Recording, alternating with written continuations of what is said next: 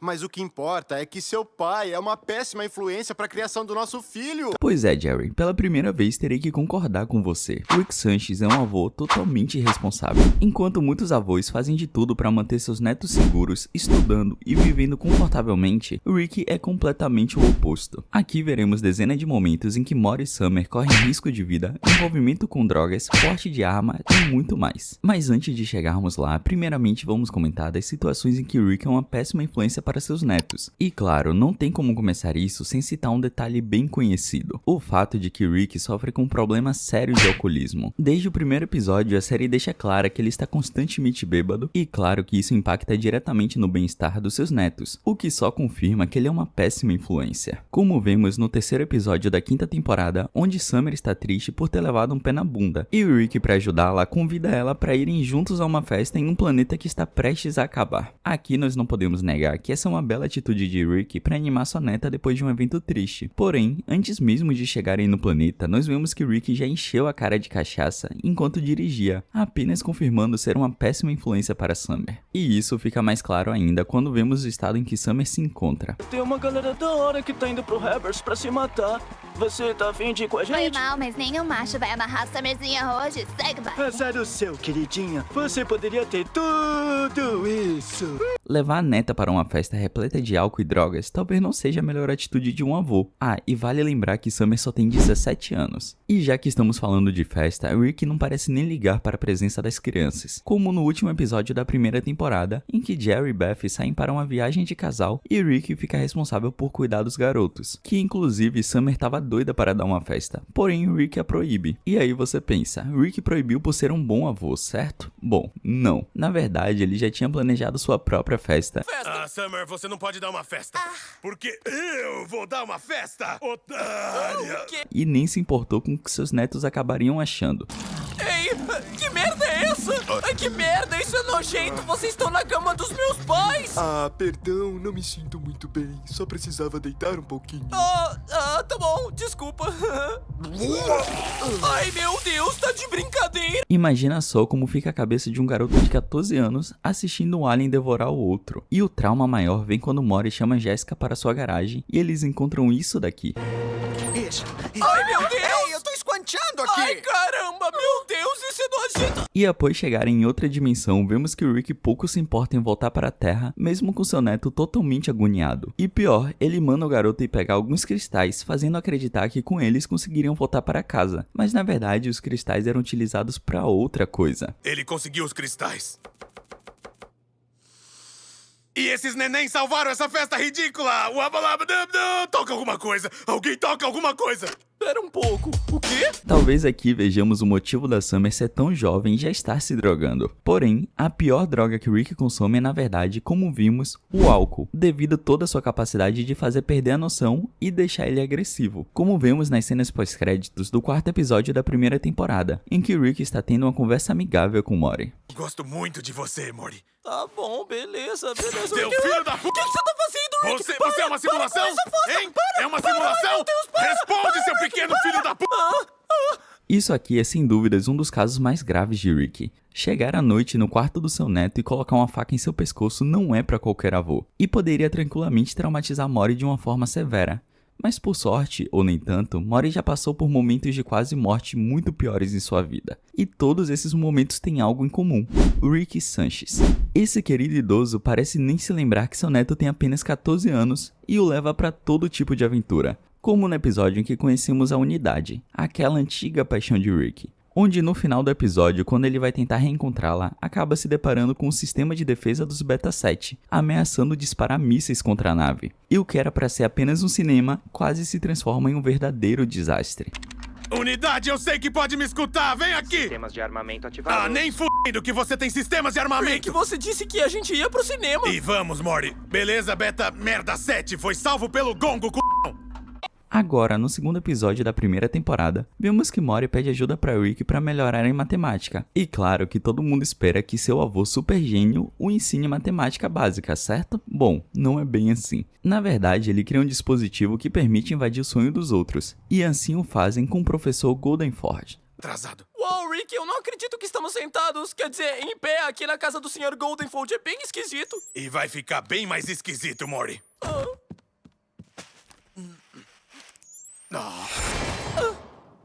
Rick só esqueceu de falar um pequeno detalhe pro seu neto. Se você morre no sonho, vai morrer na vida real. E as coisas lá também não parecem muito seguras. Temos que derrubá-lo pra ele acordar, Morty, mas não podemos ser mortos. Se for morto no sonho de outra pessoa, você morre de verdade, Morty. O quê? Tá brincando? Oh! Não seja bebezinho, você evita tomar tiro na vida real o tempo todo, Morty. É só fazer o mesmo aqui e a gente fica bem. E algo parecido também acontece no episódio seguinte. Porém, ao invés de entrar no sonho dos outros, Rick manda Morty pra dentro do Rubens. Que processo? Ei, pai, cadê o Morty? Tá ocupado. E novamente, Rick nem sequer se importa em falar dos perigos que o neto vai acabar enfrentando lá dentro. Respira fundo, Ruben. Você não vai morrer! Qual é o seu nome? O meu nome é...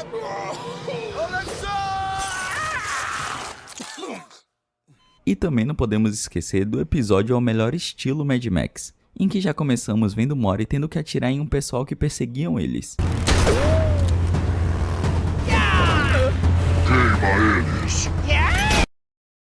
E tendo a chance de voltarem para casa em segurança, Rick vê uma pedra de isótopo 322, o que faz com que eles fiquem nessa nova civilização sem sequer se importar com a segurança dos seus netos. E para distrair o povo de lá para pegar a pedra, ele coloca Morty para lutar até a morte dentro de uma cúpula.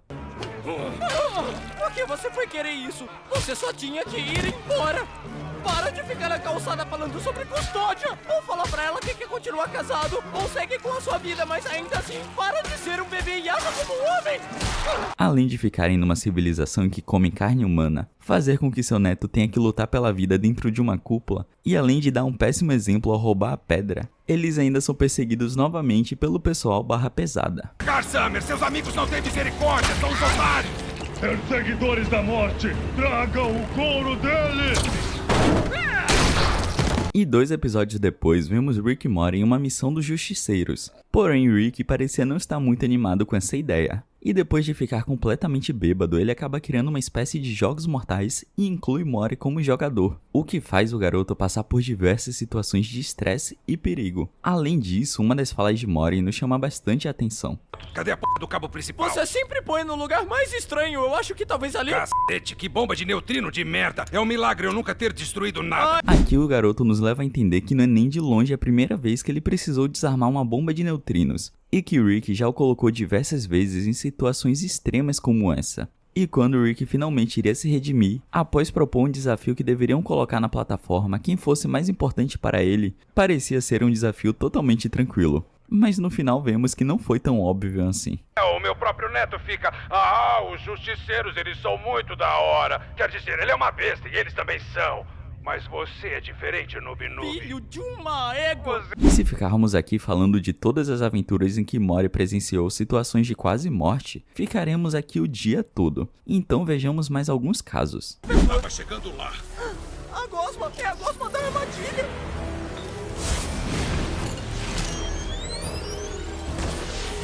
Anda, vamos!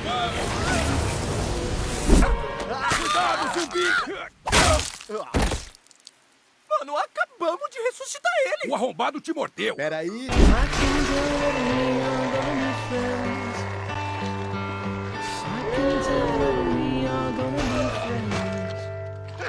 Seu cabeça de cone, filho da puta! Não acredito que funcionou! Queriam que te... Em frente! Descubra! Puta merda, Rick! Desculpa, Morty, sei que vai falar que Cook é bom, mas ninguém dá. Mas não dá pra enfrentar mais um super vilão pateta estilo anos 90. Não sou a porra do Tique, eu tô exausto. Fica comigo! Eu tô com medo, Morty, já tô vendo o fim. Eu sou um homem tolo. Sou tolo e insignificante. Desculpa ter te arrastado pra essa. Então acho bom eu tirar a gente dessa. Rick, conseguimos, deu certo. Vai logo, Morty, entra aí. Chat! Foda-se o chat, Morty, você pegou? Ele me ajudou a fugir da prisão. Você pegou o cubo supremo? Veremos. Dá-me paciência. E ainda pergunta por que não somos fãs. Deixa esse unguento aí por 10 minutos, senão você vai morrer. Não deixa por 12, senão eu vou ter que caçar o que você vai se tornar. Uau, que vida empolgante que você tem. Vamos lá, é papo, uma aventurinha de 20 minutos. 6 dias depois... Não, não, sacola! Segura, Mori! 5 setor!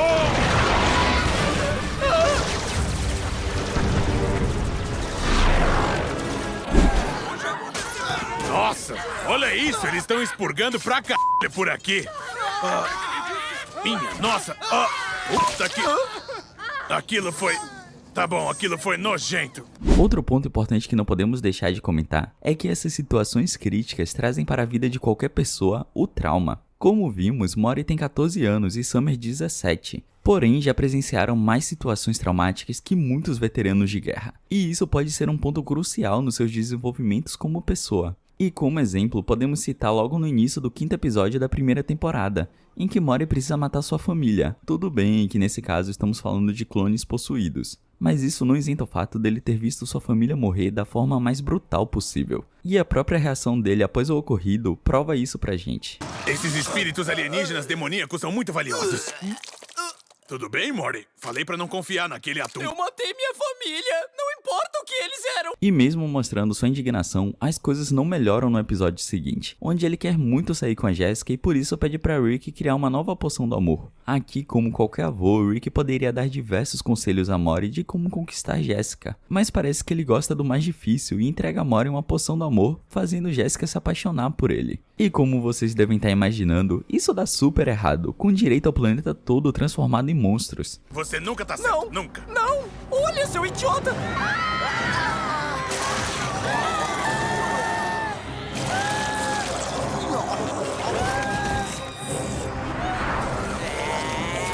E vendo que não tinha mais nenhuma solução para esse universo, Rick decide levar Mori para uma nova realidade. Eu só precisava achar uma dessas realidades na qual nós dois estivéssemos mortos. Agora é só ficar aqui no lugar dos nossos eus mortos e tudo vai ficar bem. Não vai mudar nada, Mori. Agora me ajuda com esses corpos. Isso é insano! Por mais que o Rick tenha de certa forma salvado a vida de Mori, não muda o fato deles terem que enterrar seus próprios corpos e viverem uma vida que teoricamente não é a deles. Podemos então dizer que esse é um evento totalmente traumático na vida do garoto. E também podemos citar aquela vez em que a família Smith está reunida comendo uma macarronada que o Rick preparou, e que pela reação de todos a comida está maravilhosa. Até que ele precisa ir buscar mais macarronada na garagem e Mori vai atrás para perguntar o ingrediente secreto. Rick, eu tenho que saber, qual é o ingrediente secreto? Meu Deus, não! Por quê? Por quê? Por que sempre essa merda com você? É claro que uma pessoa, Rick, por que não podia ser só espaguete? Parando pra pensar, imagina só você descobrir que está comendo o resto de uma pessoa. E pela reação de Mori, vemos que mais uma vez o terror psicológico está presente na sua vida. E em outro episódio, vemos que Rick tem um quarto guardado em que guarda as memórias apagadas do garoto. Em um dos casos, vemos que ele é responsável por mandar um alien para um tipo de inferno. Eu não quero morrer!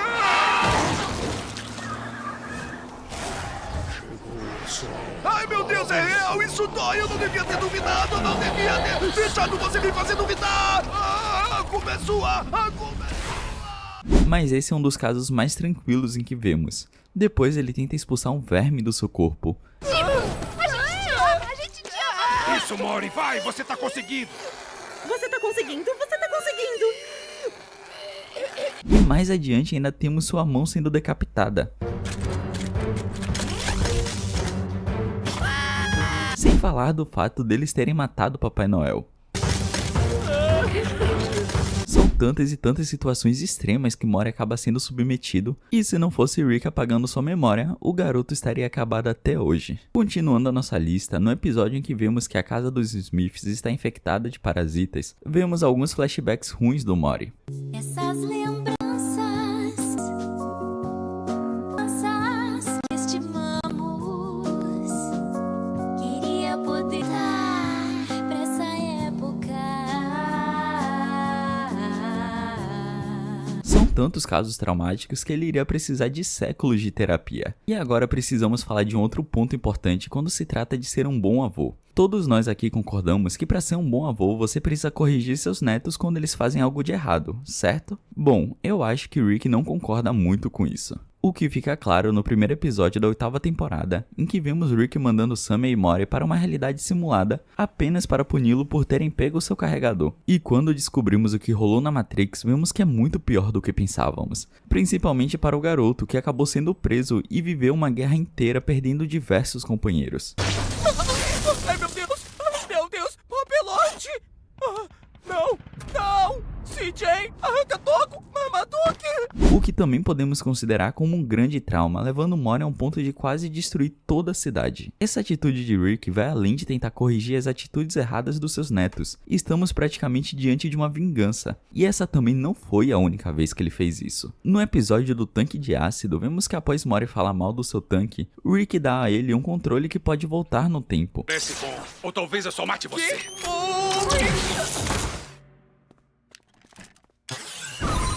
Porque eu consegui essa bodega! Moleque! Chupa aí sim, essa! você conseguiu! Ele só não informou seu neto que todas as ações deles iriam possuir sim uma consequência, e vários outros Mortys acabaram sofrendo com isso. E toda vez que você resetou pra cheirar o cabelo da Jéssica, toda vez que resetou um peido agradável, essa é a quantidade de Mortys que você incinerou, seu viciadinho ganancioso. Ai, nossa! Até naquelas vezes que Principalmente naquelas vezes. Acabou, Morty. E claro que no final a intenção de tudo era mostrar pra Morty que o tanque de ácido é totalmente útil. Além disso, temos várias outras atitudes que mostram Rick sendo um péssimo avô. Como no episódio em que vemos que Rick vende armas para um assassino profissional. Qual avô em sã consciência levaria um adolescente pra uma situação dessas? Ah, merda. Fala, e aí? E aí, Rick? Tá aqui, olha, 3.000 flerbos. Você tá com a arma? Será que podemos... Esse aqui é o meu neto, Morty. Ei, Morty, sou o Cormópolis Michael, sou um assassino, compro armas do seu avô. Ah, toma, vai embora. Só o Rick Sanchez mesmo. Ou podemos falar do episódio em que o Rick constrói uma sociedade na bateria de sua nave. E depois de uma confusão, vemos os dois correndo e uma fala nos chama bastante atenção. Rápido, Morty, se transforma num carro! Quê? Há um tempo eu implantei em você um chip que pode ativar nanorobôs na sua corrente sanguínea e reestruturar sua anatomia na forma de um carro! Ai, caramba! Confesso que quando eu assisti esse episódio eu achei que era só uma brincadeira. Mas pelo visto que vemos depois, não foi não.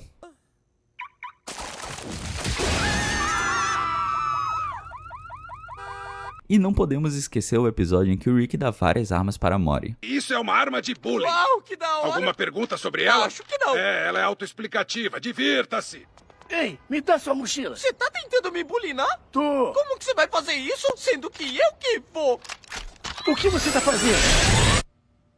E esse não foi o único caso em que ele precisou dar uma arma para o garoto, que inclusive é um dos nossos casos mais bizarros de todos. Mas vamos começar pelo início. Literalmente, o início da série. Nele, Rick aparece na escola e chama Morty para sua primeira aventura. Chegando nesse novo planeta, ele já tem que correr de um monstro. Que pariu, Morty! Corre pela sua vida, Morty! Corre! Eu nunca vi esse negócio na minha vida! Eu não sei que merda é essa, mas a gente tem que dar um fora daqui, Morty! Isso vai matar a gente vai morrer, Morty! Aqui, Rick novamente coloca a vida de Morty em risco, mas por incrível que pareça, essa é a parte mais tranquila do episódio. Depois de fugirem, eles se deparam com um campo de árvores diferentes. Porém, para chegar até lá, eles precisariam usar botas especiais. Até aí, tudo certo. O único problema é que Rick esqueceu de avisar o seu neto que ele precisaria ligar as botas. E qual foi o resultado? Bom, o garotinho completamente quebrado. Morty, você acabou com as suas pernas agora, hein? Eu te avisei que tinha que ligar as botas para que elas funcionassem, Morty. Mas calma, que ainda fica pior. Depois Rick vai para outra dimensão e consegue uma cura para o estado do seu neto. Só que novamente há um porém. Rick passou anos em outra dimensão ao ponto de descarregar sua arma de portais. Eu era como se fosse um tipo de celebridade por lá. Eu era fascinante pra eles. E tinha um monte de mulheres atraentes lá, Morty. E elas todas queriam um tempo comigo. Eu me diverti com um monte de novinhas, mas eu passei tanto tempo lá que o meu dispositivo interdimensional ficou sem bateria, Morty. E agora, para voltar para casa, eles precisaram passar por alfândegas interdimensionais. E como eles fariam isso com as sementes? Bom, o Rick vai explicar pra vocês. Vamos passar por alfândegas interdimensionais, então você vai ter que fazer um grande favor pra mim. Quando a gente chegar nessas alfândegas, eu preciso que você leve as sementes até o banheiro e vai ter que enfiá-las bem no fundo da bunda, Morty. Na minha bunda? Enfia até o finalzinho, até ficar bem apertado. Ai, caramba, Rick. Estamos no meio do episódio e você percebeu quão absurdo é isso? Rick, como um péssimo avô, tirou seu neto da escola, fez ele despencar de um precipício, quebrar as pernas, deixou ele agonizando um tempo apenas para curtir outra dimensão e agora agora está pedindo para um garoto de 14 anos enfiar sementes na sua bunda e contrabandeá-las pelo universo. E não acabou. Eles ainda são convocados para uma verificação aleatória e precisam fugir dos guardas do aeroporto. Até que no final eles chegam na sala de portais, onde Rick pede para Molly lhe dar cobertura. Morty, me dá cobertura. Ai, caramba, sabe, eu não quero atirar em ninguém. São só robôs, Morty. É normal atirar neles. São robôs.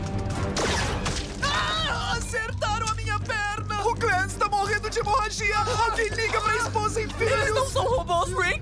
Além de matar esse pai de família, Morty ainda mata diversos outros seres inocentes que ali estavam passando, o que já lhe garantiria mais uns bons anos de terapia. E sem falar dos anos de cadeia.